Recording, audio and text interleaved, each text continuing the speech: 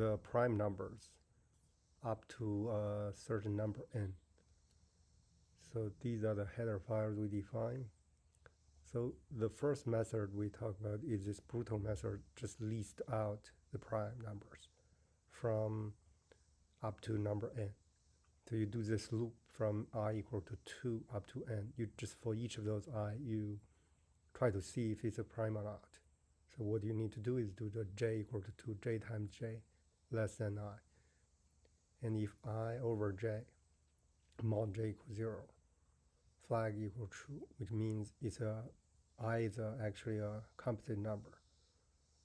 And if it's not a composite number at the end, you just do this dot a prime in this primes array and assign I to it.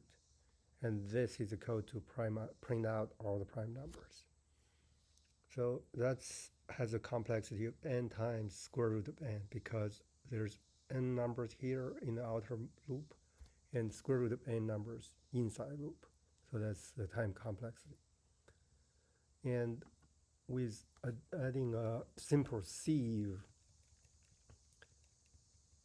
we define an array to mark if this particular number is has been checked or not. So this is the second method, P2. The outer loop is also from 2 to n. And if sieve is true, then just continue. Or otherwise, you just set the prime number to I. And for j equals I plus I, j less than n, and j plus I, you set the sieves of this j to be true. So this way, you can mark the composite numbers, and you don't have to just go through them again. And this can output the number of n here. And there's an improved method of using sieve with this particular one. So if not sieve prime equal I. And then this is a key for just doing a linear count for sieve. J equals 0, j less than count, and I times primes j less than n, j plus plus. You set all the numbers for one prime, for the prime numbers multiples to be true. I times this primes j to be true, and then if I mod primes j equals 0, you just break. Don't do any checking any further. So this output the prime. So with this method of improved prime, you can get a linear complexity of O of n.